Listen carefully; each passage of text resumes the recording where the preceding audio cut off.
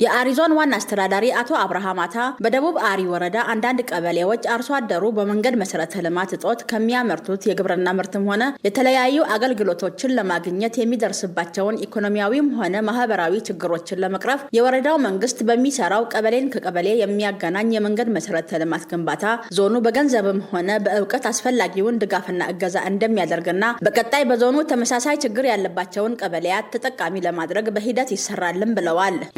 መሰረተ ልማት ባለመኖሩ አንድም የተመረተው ምርት ወደ ገበያ እንዳይወጣ እንቅፋት የሚሆንበትና በሌላ ጎን ደግሞ ልጆች፣ ሴቶች፣ እናቶች ነፍሰ ጡር ወደ ሆስፒታልና ወደ ሌሎች ተሻለ አካባቢዎች ለመውሰድ ከፍተኛ ችግር የነበረበት ነው። ይህንን ችግር በሚያቃልል መንገድ የወረዳው ዞኑ በጋራ በመቀናጀት ማህበረሰብን በማስተባበር 3 ቀበሌያትን የሚያገናኝ የመንገድ ስራ እየሰራ ነው የምንገኘው። ስለዚህ እዚህ ላይ የተሻለ ነገር እንዲሰራ ዞኑ በማንኛውም ሰዓት ከወረዳው ጎን ሆኖ በገንዘብ በእውቀት እና ህዝብ በማስተባበር እንደሚደግፍ በዚህ አጋጣሚ ማረጋገጥ ይፈልጋል። የደቡብ አሪ ወረዳ ዋና አስተዳዳሪ አቶ ተመስገን ባይሰማይ በበኩላቸው የመልካም አስተዳደር ችግር የነበረውን ከሰንሰለት ዶርደራ ከዶርደራ ጳልጳ ከሸንጋማ ቢሊ እስከ ሸንጋማ አርኪ ከመይጸር አርፈስና ሌሎች ቀበሌያትን የመንገድ መሰረተ ልማት ችግር በዘላቂነት ለመፍታትና ፈጣን ምላሽ ለመስጠት የወረዳውን ህዝብ በማሳተፍና በዞኑ ድጋፍ እንደሚሰራ ተናግረዋል። ረጅም ጊዜ መልካም አስተዳደር ጥያቄ ሆኖ የቆየ ነው። በጣም ከፍተኛ ችግር የነበረው አርሶ አደሩ በጣም በስቃይ እየጠየቀ የነበረው መንገድ ስለነበረ ማህበረሰባችን ጥቅም ከፍ የሚያደርግ ነው። የምንሰራው ከማህበረሰብ ጋር ነው። የዶርዶራና የጳልጳ ህዝብ እንደ ወረዳኛ ያዝነው 6 ሚሊዮን ብር አካባቢ ከመንሰበሰበው ገቢ ነው ያዝነው። ስለዚህ የዞኑ መንግስት ወደ 2 ሚሊዮን አካባቢ ደግፎናል።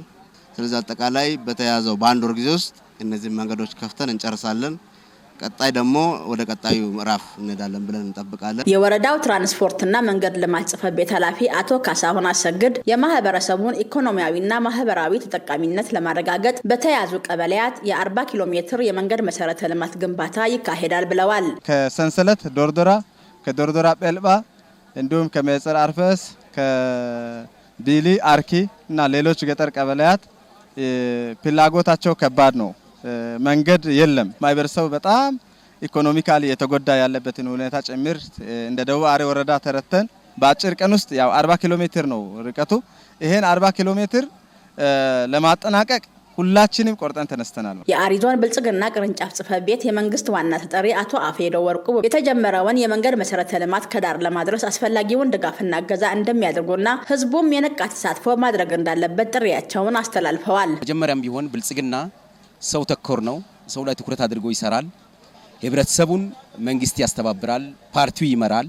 ይሄንን ከዳር ለማድረስ እኛም እንደ ዞን በተቻለ መጠን ድጋፍ አድርገን ህዝቡን አስተባብረን ለዘለቄታ የአካባቢውን የመንገድ ችግር ለመቅረፍ እየተሰራ ያለ ስለሆነ በጣም ደስ ብሎኛል። ህዝቡም ያለውን ነገር በሙሉ አዋጥተው ንቁ ተሳትፎ እንዲያደርጉ በዚህ አጋጣሚ ጥሪ እናቀርባለን። የቱጌዘር ማኒፋክቸሪንግ ኃላፊነቱ የተወሰነ የግል ማህበር ስራ አስኪያጅ አቶ እሱባለው ተስፋዬ መንገዱን በተቀመጠለት የጊዜ ገደብ ሰርቶ ለማስረከብ ቁርጠኛ መሆናቸውን ገልጸው መንግስት ስራው እንዳይስተጓጎል አስፈላጊውን የወሰን ማስከበር ስራ እንዲሰራ ጠይቀዋል። ይህንን ስራ የሰጡንም የወረዳው አካላትን ስራን ባከበረ መልኩ በፍጥነት ሰርቶ ለማስረከብ አስፈላጊውን ሁሉ ጥረት ለማድረግ ዝግጁ ነን። በወረዳው ያነጋገርናቸው ነዋሪዎች በሰጡት አስተያየት ከዚህ በፊት በአካባቢያቸው የመንገድ መሰረተ ልማት ተደራሽ ባለመሆኑ ለተለያዩ ማህበራዊና ኢኮኖሚያዊ ችግሮች ሲዳረጉ መቆየታቸውን ተናግረው ይህንን ችግር ለመፍታት በሚሰራው ስራ በጉልበትም ሆነ በገንዘብ በማገዝ የድርሻቸውን እንደሚወጡ አረጋግጠዋል።